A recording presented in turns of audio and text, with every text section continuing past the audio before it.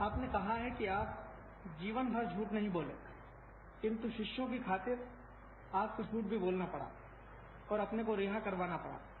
भगवानों संतों को अग्नि परीक्षाओं के दौर से गुजरना पड़ता है, वैसा ही आपको नहीं करना था? मैंने जीवन में 3 बार झूठ बोला है। किसने तुमसे कहा कि मैंने कभी झूठ नहीं बोला?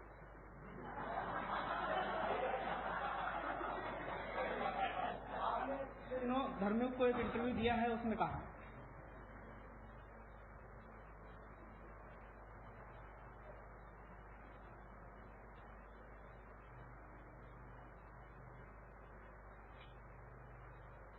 धर्मयुग की कोई भूल होगी।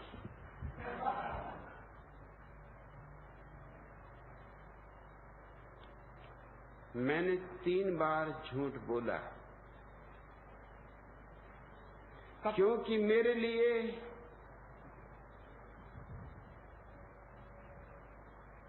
प्रेम और करुणा ज्यादा मूल्यवान है। एक बार मैं झूठ बोला मां आनंद शीला को बचाने के लिए। उसे मैंने लाख समझाया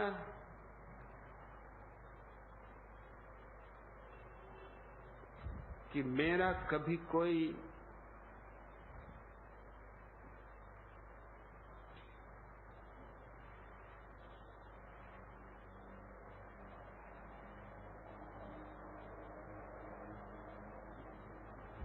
अडॉप्शन नहीं हुआ है, मैं किसी की गोद नहीं लिया गया हूं।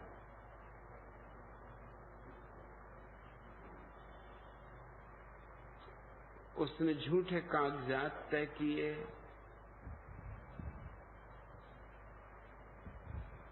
ताकि अमेरिका में मुझे रहने के लिए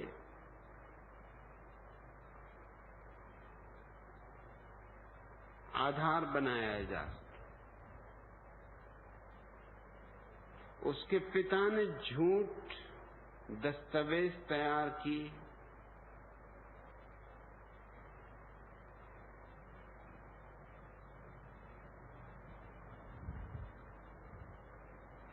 मेरे सामने सवाल था। एक बुजुर्ग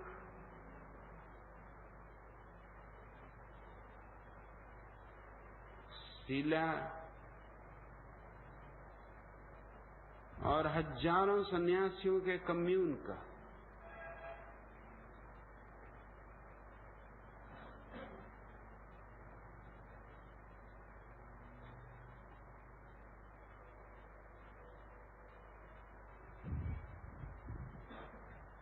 झूठ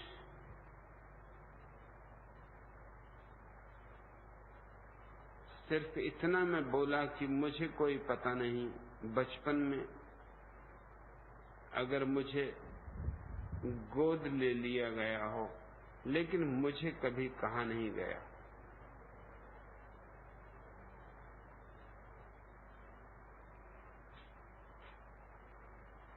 दूसरी बार मैं झूठ बोला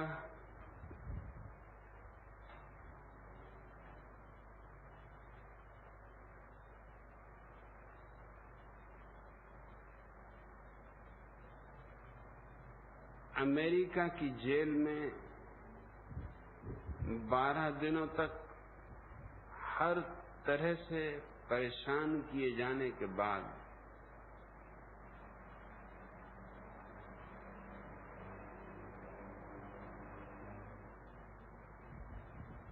अमेरिकी सरकार ने मेरे वकीलों को कहा कि 2 ही उपाय हैं। एक तो उपाय है कि ये मुकदमा वर्षों तक चले। हम जानते हैं हम मुकदमा हार जाएंगे, क्योंकि मैंने कोई पाप नहीं किया है। लेकिन मुकदमा 10 साल चले, 15 साल चले, 20 साल चले, इस बीच हम कम्यून को नष्ट कर देंगे। मेरे बिना कम्यून के प्राण निकल जाएंगे और सारे दुनिया में सन्यासियों का ध्यान का आंदोलन नष्ट हो जाए। अगर मैं दो, और उन्होंने लिस्ट बनाई हुई थी 136 जुर्म मेरे खिलाफ, सब झूठ। अगर मैं 2 जुर्म स्वीकार कर लूं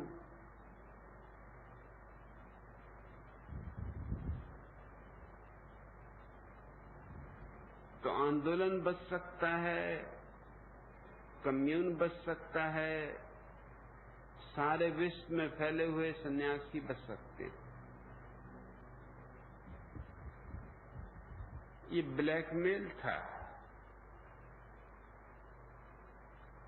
मेरे अटर्नियों की आंखों में आंसू थे।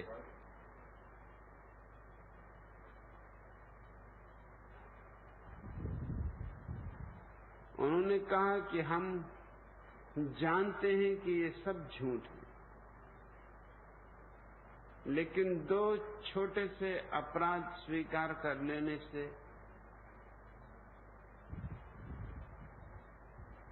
ये सारा का सारा उपद्रव शांत हो सकता है।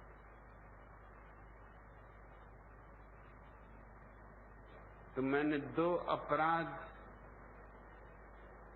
सिर्फ 2 शब्द में अमेरिका की अदालत में बोला हूं, दोनों झूठ।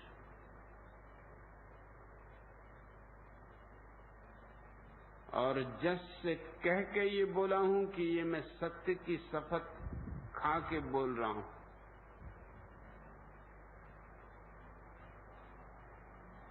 कि मैंने अमेरिका में प्रवेश पाने के लिए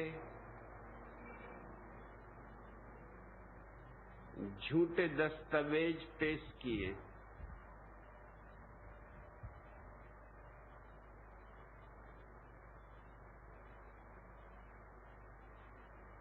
और मेरे सन्यासी अमेरिका में रह सकें इसलिए उनकी झूठी शादियां की। ना तो मैंने किसी की शादी की, ना मैंने कोई झूठे दस्तावेज पेश किए।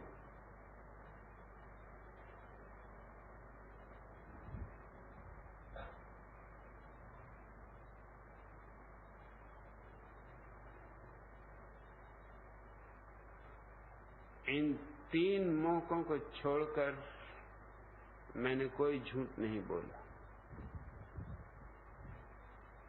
और इन 3 झूठों के लिए मैं शर्मिंदा नहीं हूं,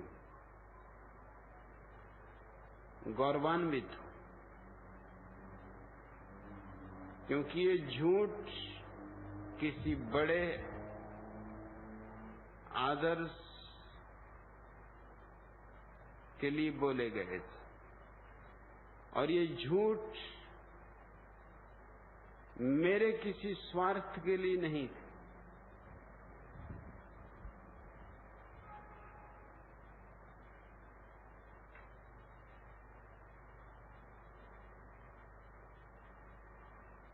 लेकिन इन 3 झूठों के सिवाय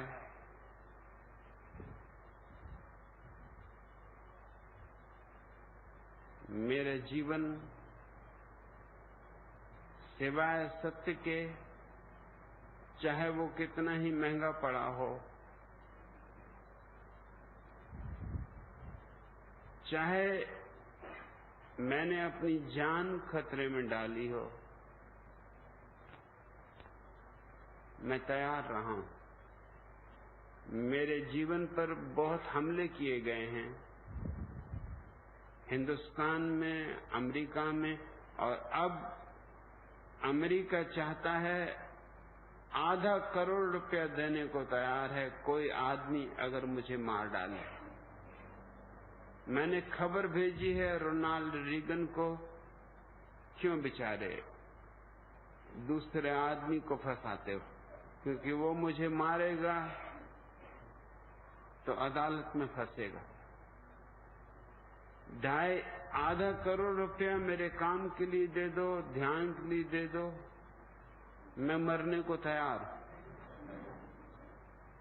सीधा सौदा है।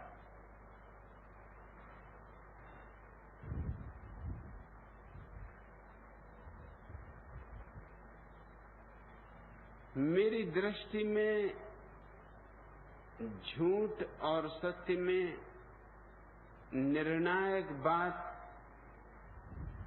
झूठ और सत्य नहीं होते। निर्णायक बात होती है कारण। मैंने 3 बार झूठ दूसरों के लिए बोला है, अपने लिए नहीं। अपने लिए तो मैं मरने को भी तैयार हूं। झूठ बोलने का कोई सवाल नहीं।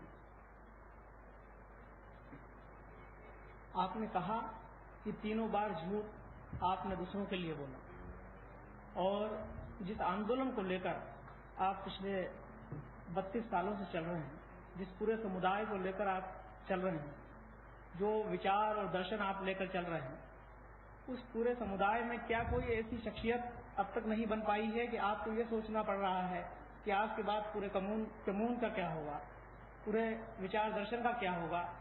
क्या आप अब भी इस दिशा में कुछ सोचेंगे कि आज के बाद पूरे विचार और दर्शन को देश और विदेश में फैलाने के लिए कोई ऐसी शख्सियत तैयार की जाए या बनाई जाए? मैं आदमी नहीं बनाता, क्योंकि बनाए हुए आदमी काम के नहीं होते। सिखाए हुए आदमी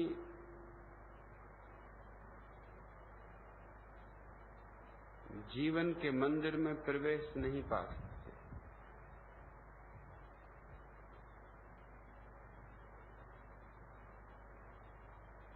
अनेक मित्र हैं जो तैयार हो रहे हैं,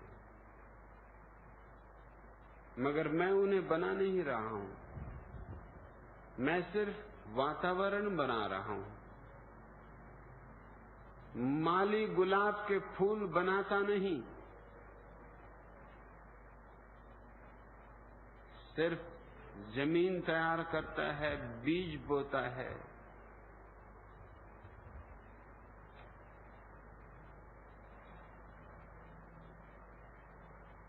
खाद देता है। फूल तो अपने से आते हैं।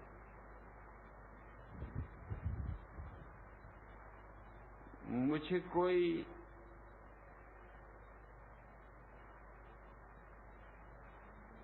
व्यक्ति के ऊपर अपने को थोपने का आग्रह नहीं। उसे मैं आध्यात्मिक गुलामी कहता हूं। मैं जो कर सकता हूं, जमीन तैयार करने का काम, वो मैं कर रहा हूं। उसमें जिनके भीतर भी थोड़ी आत्मा है, उनके फूल खिलेंगे। इस जन्म में, अगले जन्म में, किसी और जन्म में। लेकिन इस जमीन को बनाने के लिए अगर मुझे 3 बार झूठ बोलना पड़ा है, तो मैं शर्मिंदा नहीं हूं। शर्मिंदा होना चाहिए अमेरिका की सरकार को।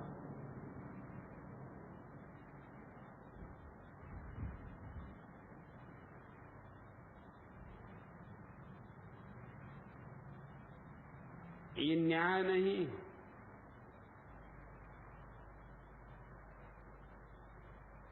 मैं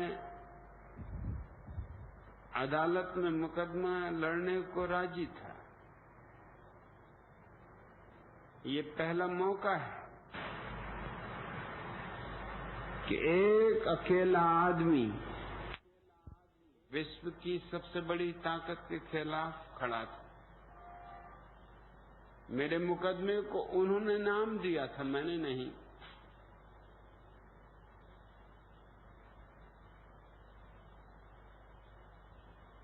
United states of America versus भगवान श्री रजनीश।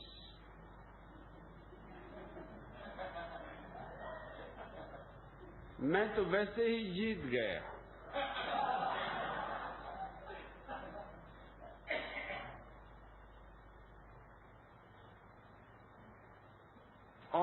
फिर भी उन्हें झूठ बोलना पड़ा और इस तरकीब से झूठ को पेश करना पड़ा कि मेरे वकीलों को कहना पड़ा पैर छूकर,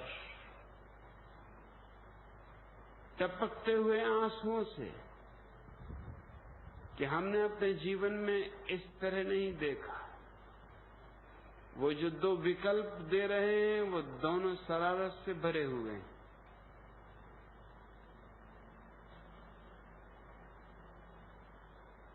मुकदमे को लंबाया जा सकता है,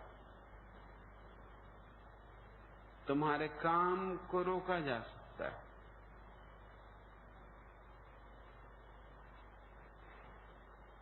मैं अगर झूठ बोल के नरक में भी पड़ जाऊं तो मुझे कोई ऐतराज नहीं, लेकिन मैं चाहूंगा कि जो जमीन में तैयार कर रहा हूं वो तैयार हो जाए, कुछ फूल खिल उठें, कुछ झरने जाग जाएं, कुछ तारे उगाएं।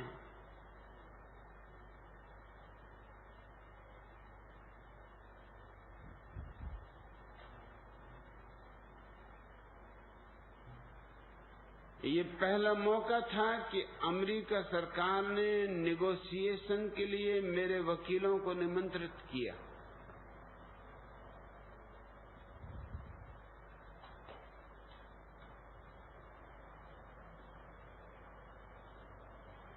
अन्यथा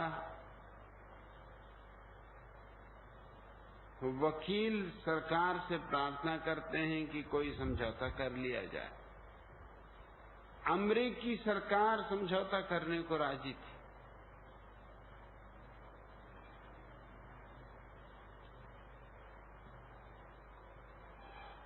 और समझौता करने को क्यों राजी थी?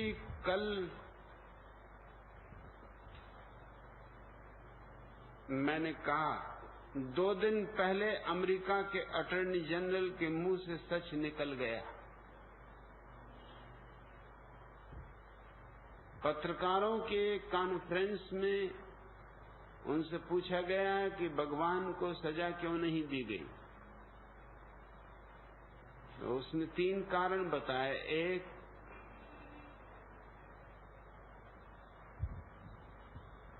कि हम भगवान के आंदोलन को नष्ट करना चाहते हैं।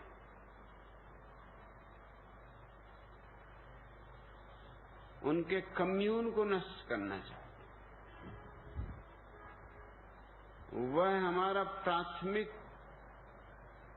दृष्टि है। दूसरा, हमारे पास भगवान के खिलाफ कोई भी सबूत नहीं है कि उन्होंने कोई जुर्म किया।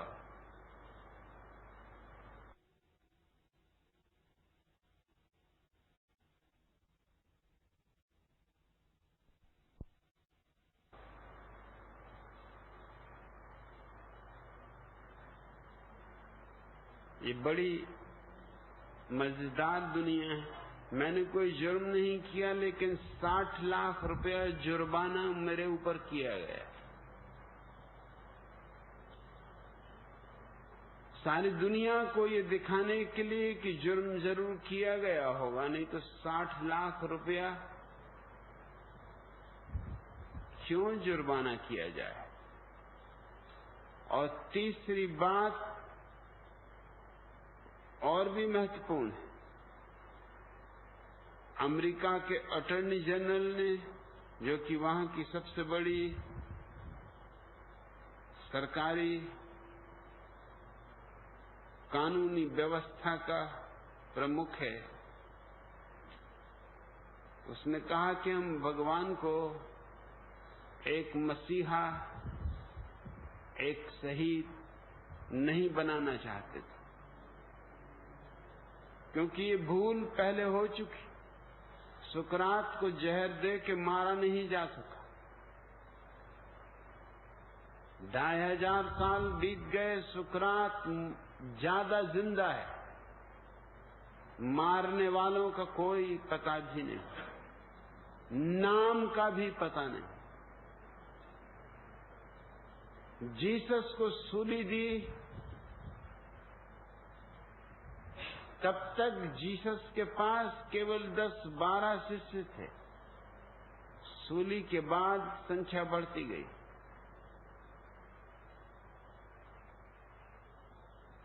अल-हिल्लाज मंसूर को बोटी बोटी काट डाला गया, लेकिन इससे कोई आत्माएं नहीं कटती। और भी सूफी हुए हैं उसी कोटि के, लेकिन अल-हिल्लाज मंसूर ध्रुव तारे की तरह चमकता है। हम नहीं चाहते थे कि भगवान को एक शहीद, एक ध्रुव तारा बना दे, और हमारा काम पूरा हो गया। लेकिन फिर भी उन्होंने आखिरी कोशिश की, क्योंकि जैसे ही मैं जेल से बाहर निकला,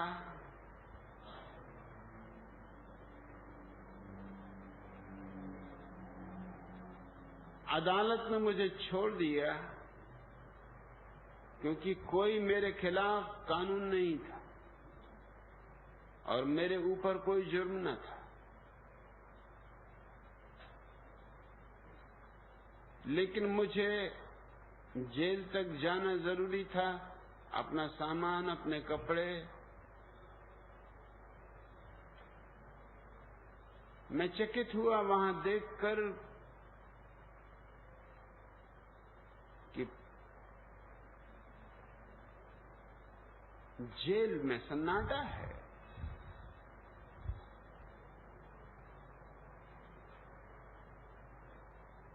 जो आधारभूत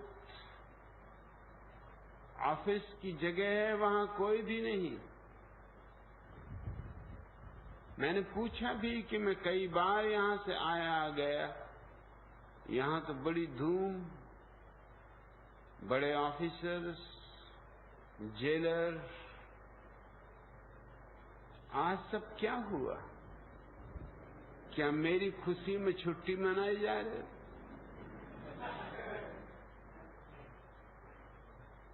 जो आदमी मुझे ले जा रहा था एयर कंडीशन्ड जेल में, उसके माथे से पसीना बह रहा था। मैंने पूछा कि पसीना पोंछ डालो, क्योंकि पसीना भी बहुत कुछ कहता है।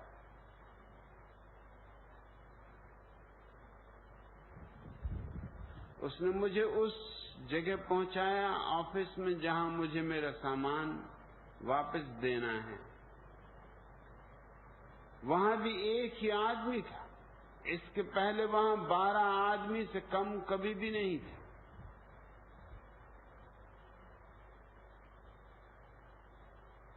और उस आदमी ने कहा कि मुझे अपने ऊपर के अधिकारी से दस्तखत लेने होंगे, इसलिए मैं जरा बाहर जाता हूं, आप आराम से बैठें।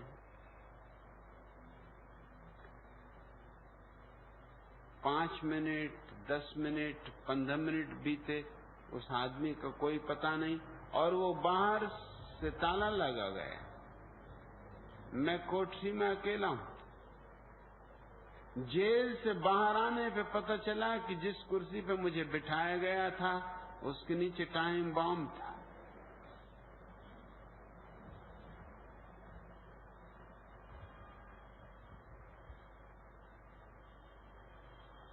लेकिन वो टाइम बॉम्ब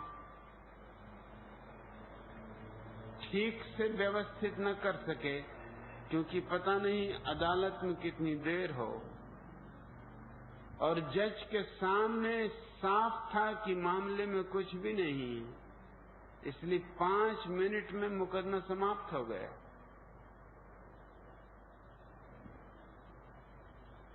उन्होंने सोचा होगा 5 बजे मैं आऊंगा, मैं बहुत जल्दी पहुंच गया।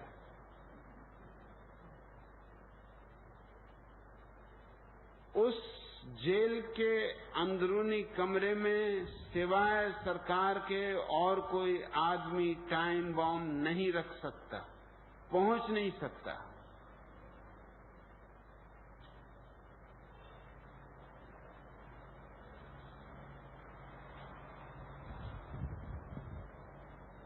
क्या घबराहट थी, मुझे मार डालने की क्या घबराहट थी। और यही मेरे अटॉर्नीज का कहना था कि अगर मैं ये 2 छोटे से जुर्म स्वीकार नहीं कर लेता हूं तो हम आशा नहीं करते कि जेल से तुम वापस आ सको। मुकदमा लंबाया जाएगा, जेल में बहाने खोजे जाएंगे, और जेल में बहाने खोजे गए। मुझे एक जेल में रखा गया एक आदमी के साथ जो मर रहा है और जिसको ऐसी छूत की बीमारी है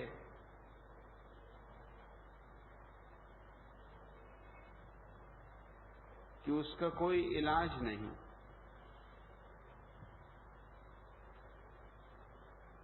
और उसकी कोठरी में 6 महीने से किसी को भी नहीं रखा गया। उस आदमी ने एक कागज पे लिख के मुझे दिया कि इसके पहले कि आप कोई चीज छुएं, डॉक्टर और जेलर को बुलाएं और पूछें कि क्यों मुझे यहाँ रखा गया, मैं मर रहा हूं। और ये एक अपरोक्ष तरकीब है आपको मार डालने की। शहीद भी न बनो, मसीहा भी न बनो और बीमारी से मर जाओ। जरा सोचो, जीसस अगर खाट पे मरते, जैसा कि 99 आदमी चुनते हैं मरने के लिए, दुनिया में कोई क्रिश्चियनिटी ना होती।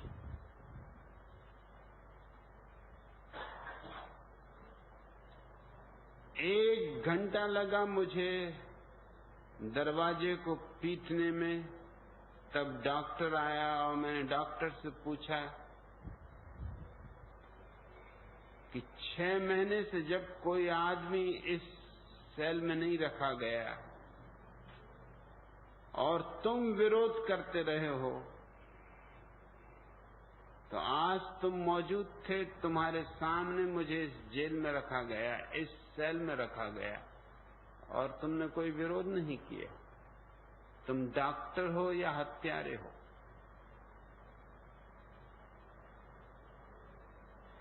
दूसरी जेल में मुझसे कहा गया कि मैं अपना नाम न लिखूं।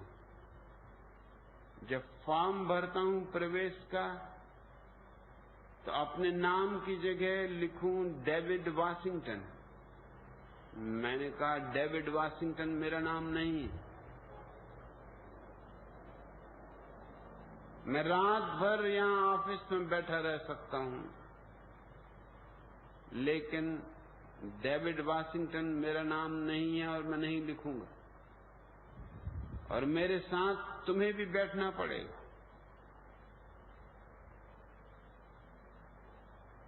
12 बजे रात यूएस मार्शल खुद, कोर्ट पर लिखा है डिपार्टमेंट ऑफ जस्टिस। मैंने पूछा कि कम से कम इस कोर्ट को तो निकाल दो, और तुम फॉर्म भर सकते हो, दस्तखत मैं कर दूंगा। उसने समझा कि चलो ये भी समझौता ठीक है। उसने फॉर्म भर दिया अपने हैंड राइटिंग में, और मैंने दस्तखत किए हिंदी में। उसने कागज को सब तरफ से घुमा के देखा और कहा कि ये क्या है। मैंने कहा डेविड कूपरफील्ड, डेविड वाशिंगटन। जो बनाना चाहो इससे बना सकते हो। ये मेरे दस्तखत।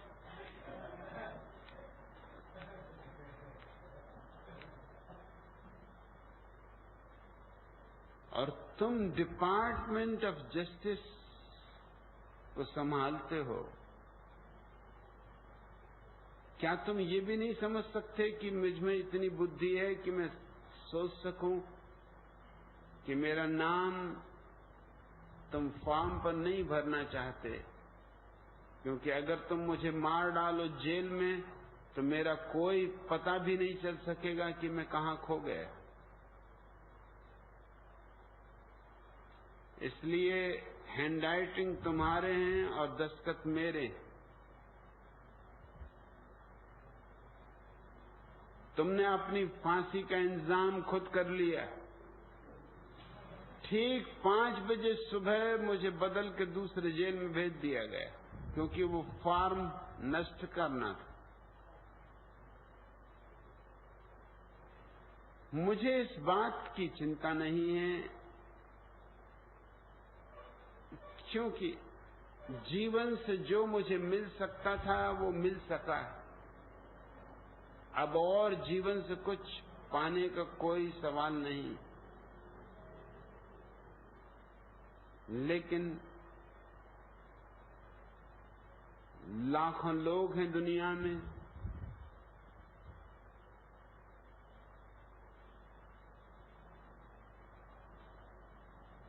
जो तैयार हो रहे हैं। मैं उनकी तैयारी के लिए जीना चाहता हूं।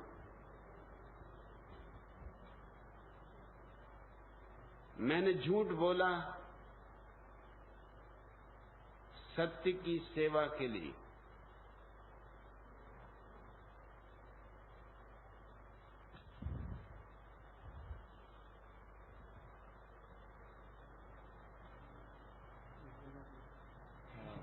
दिसंबर में इंडिया टुडे के इंटरव्यू में आपने कहा था, दिसंबर महीने में अमेरिकी घटना के बाद, कि राजीव गांधी चूंकि एक गैर राजनीतिक व्यक्तित्व हैं, इसलिए उनसे उम्मीद की जा सकती है कि वो कुछ अच्छा करेंगे। परसों के इंटरव्यू में आपने कुछ नाउम्मीदी जाहिर की है राजीव गांधी के काम करने के तरीके के बारे में। इस पर अगर आप इलॉबरेट करें तो कृपा होगी। मैं कोई राजनीतिज्ञ नहीं हूं, लेकिन इतना मैं जानता हूं कि कौन चमार है और अच्छे जूते बना सकता है। राजीव एक अच्छे पायलट, लेकिन अच्छा पायलट होना प्रधानमंत्री होने के लिए कोई सर्टिफिकेट नहीं।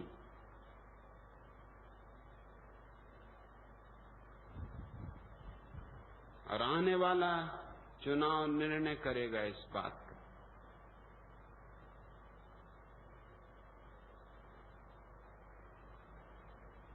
सच में इंदिरा गांधी की हत्या का राजीव ने पूरी तरह शोषण किया। मां के खून पर राजीव गांधी हिंदुस्तान का प्रधानमंत्री।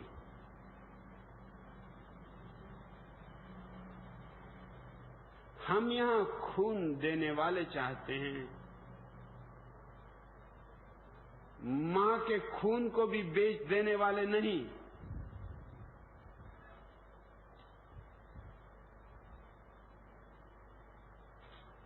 राजीव की अपनी क्षमताएं हैं, अपनी प्रतिभा है, वो उसका उपयोग करे।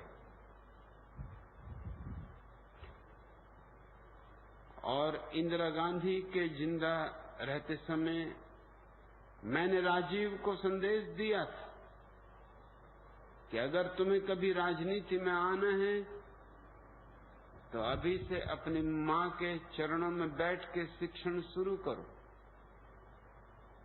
जो उत्तर मुझे मिला था वो ये था कि मैं ही अकेला घर में कमाने वाला हूं। संजीव मर चुका था,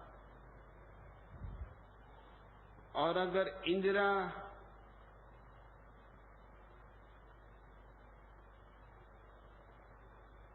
अपनी सत्ता खो देती है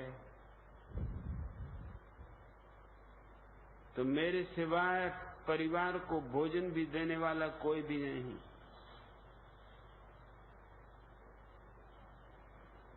फिर मेरी राजनीति में कोई उत्सुकता भी नहीं। क्या तुमने कभी सुना है इंदिरा गांधी और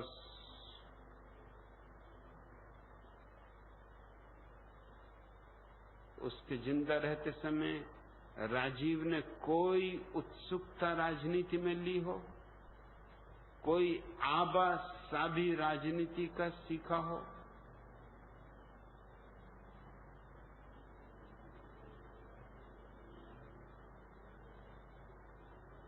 छोकरों की एक जमात मुल्क की छाती पर सवार हो गई।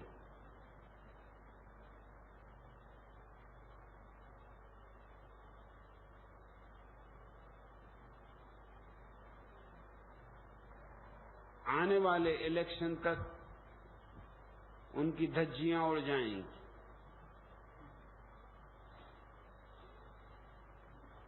और झूठ, फरेब,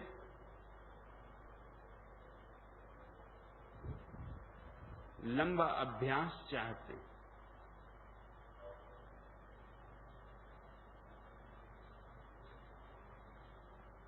विरोधी पार्टी के नेता ने पार्लियामेंट में पूछा कि भगवान को भारत से बाहर जाना पड़ा, मैं वापस आया था, क्या उन पर ये शर्तें ला दी गई थी कि आप भारत के बाहर नहीं जा सकते और भारत के बाहर के सन्यासी आपसे मिलने नहीं आ सकते? और खासकर भारत के बाहर से पत्रकार,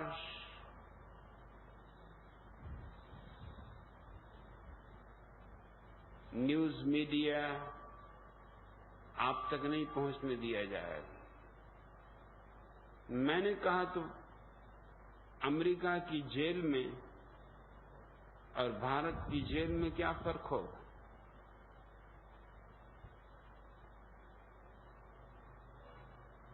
कम से कम अमेरिका की पहली जेल में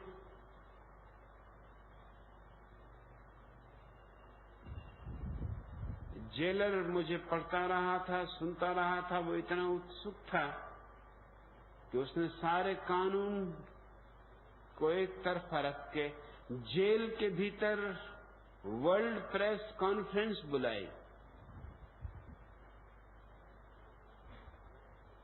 अमेरिका में मैं जेल के भीतर वर्ल्ड कॉन्फ्रेंस के भीतर पत्रकारों से बात कर सकता हूं, अमेरिका की गवर्नमेंट के खिलाफ।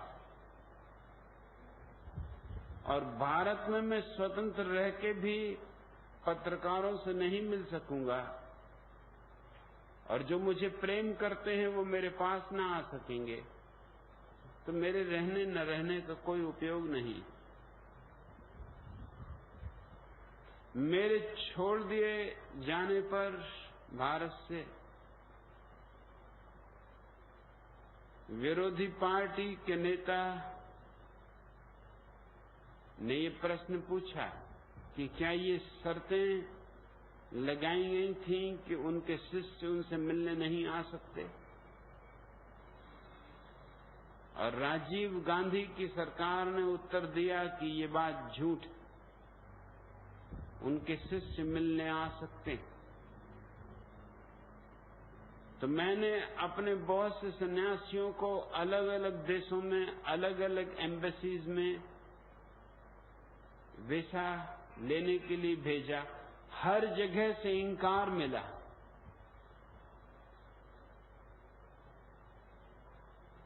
आश्चर्यजनक। यहां सरकार कह सकती है कि वो आ सकते हैं और एम्बेसीज को खबर करते हैं कि उनका कोई भी व्यक्ति भारत न आने पाए।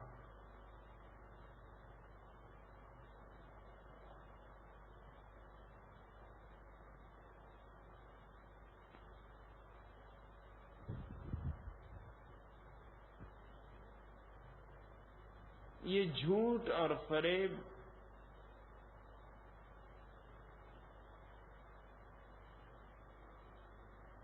इस देश को ऊंचा नहीं उठा सकते।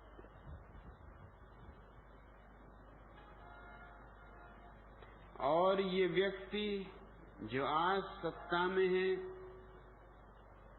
इतने नपुंसक हैं कि देश से वह भी नहीं कह सकते जिससे देश का भला हो सके, कि अपनी संख्या कम करो, कि संतत नियमन करो।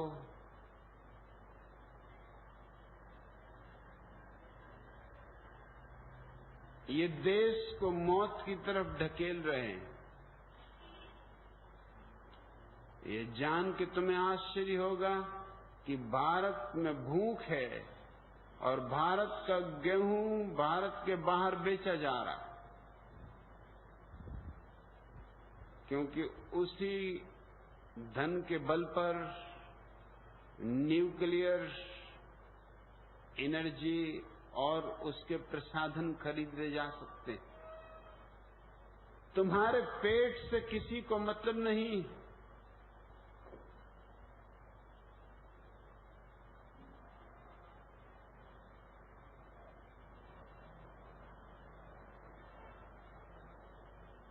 मैं सोचता था कि राजीव चूंकि राजनीतिज्ञ नहीं है, बल्कि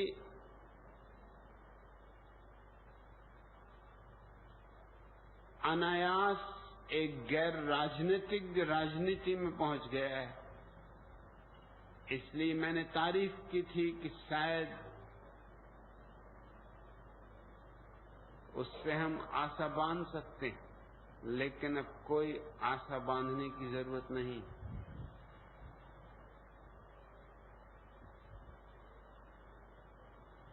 ये देश मरेगा गरीबी से और जिम्मेवार राजीव गांधी होंगे।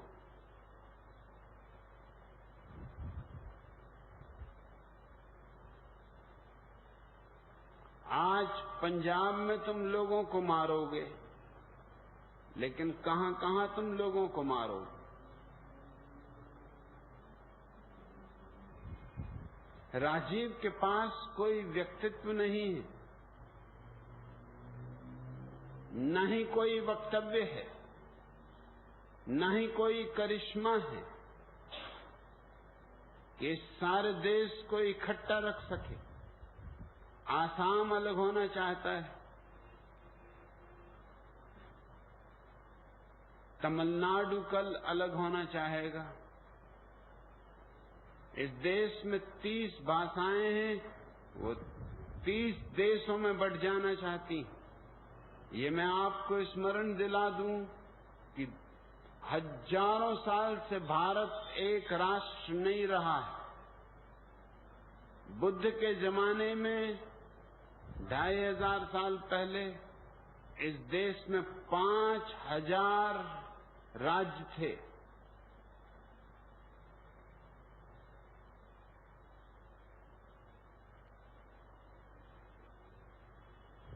ये तो मुसलमानों, मुगलों, तुर्कों, हूणों और अंग्रेजों की जबरदस्ती के कारण तुम्हें बांध के रखा गया है, लेकिन अब तुम्हें बांध के नहीं रखा जा सकता।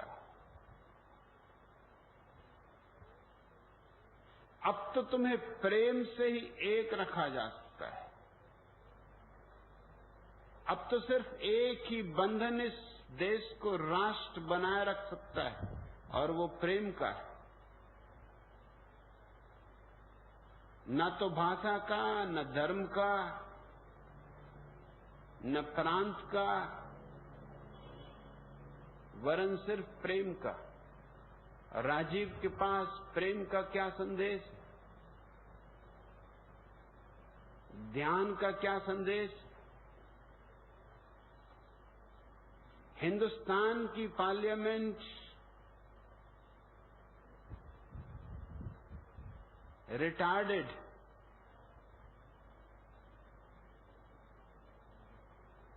इनमें से किसी के भी मस्तिष्क की जांच की जा सकती है, 14 साल से ज्यादा निकल आए बहुत मुश्किल।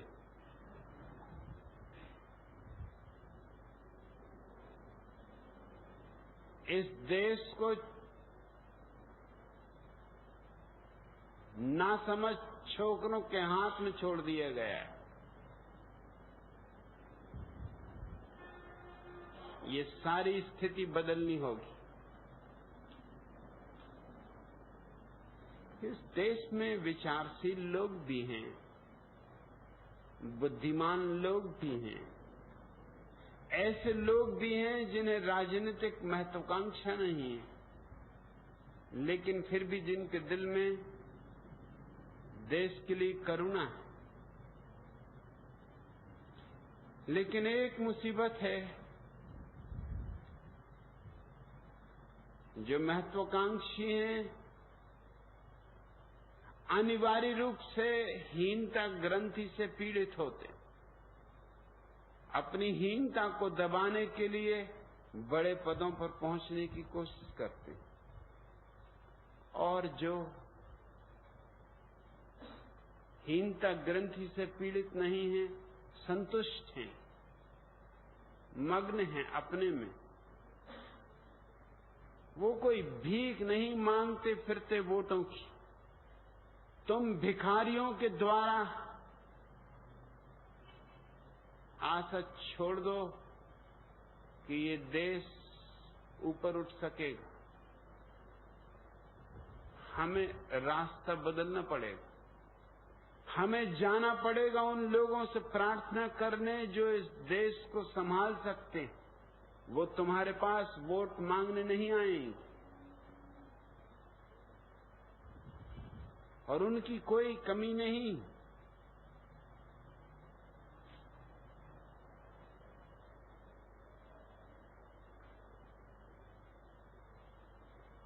इसलिए मैंने अपने दृष्टिकोण में पूरा परिवर्तन किया है। मैं 12 दिन तक अमेरिका की जेल में था।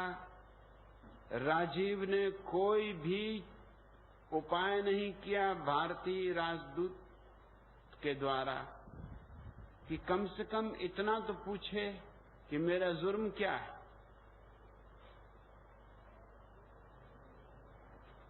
और बिना अरेस्ट वारंट के मुझे क्यों पकड़ा गया है, और बिना अदालत में लिए जाए मुझे क्यों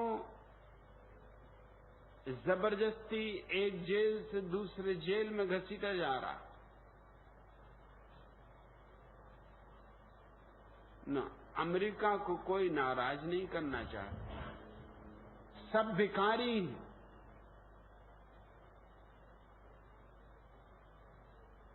अमेरिका से वो साधन चाहिए जो नाइट्रोजन बम पैदा कर सके,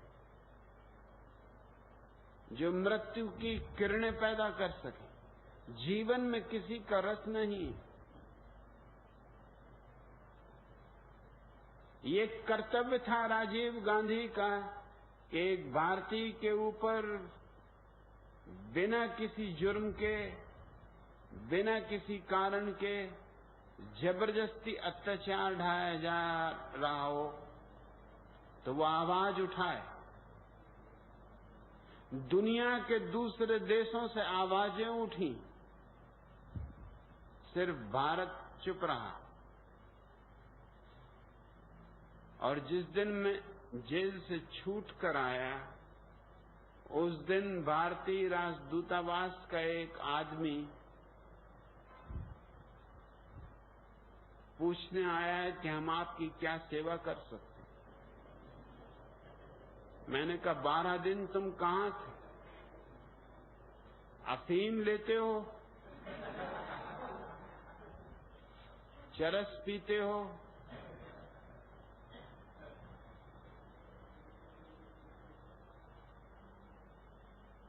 बारह दिन तुम कहां थे? तुम्हारी सरकार कहां थी? तुम्हारा राजदूत कहां था?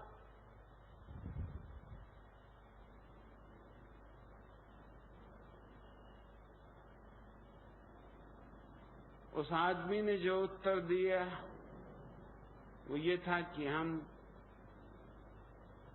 निरीक्षण कर रहे थे कि क्या हो रहा।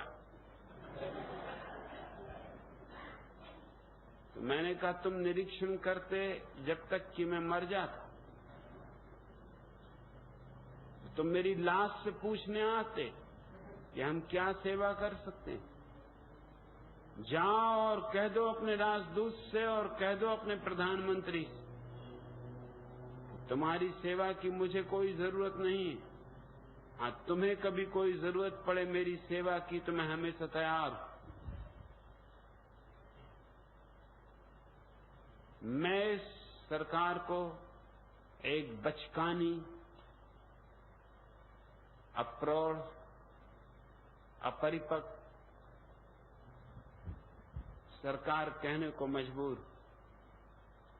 इतने बड़े राष्ट्र को, जहां 900 करोड़ की आबादी हो, इन बच्चों के हाथ में छोड़ देना खतरे से खाली नहीं। ये कोई दिवाली के पटाखे नहीं है।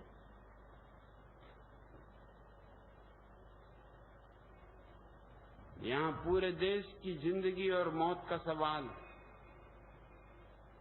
मैं चाहता हूं देश समझदार लोगों के हाथ में जाए।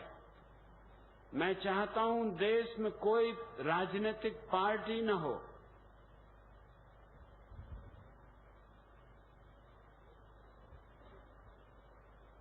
कोई जरूरत नहीं राजनीतिक पार्टी की। जरूरत है समझदार लोगों की, जिनको हम चुन के भेजें और जो सामूहिक रूप से निर्णय ले सकें इस देश के भविष्य के लिए। मैं अराजकवादी हूं।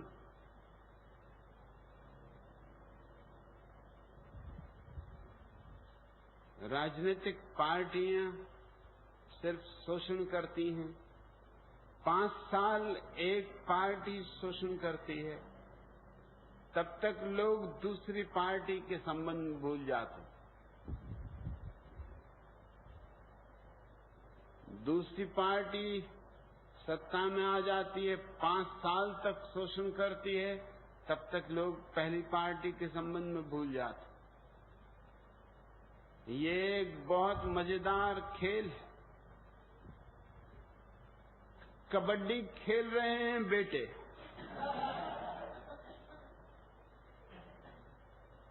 और रेफरी भी कोई नहीं।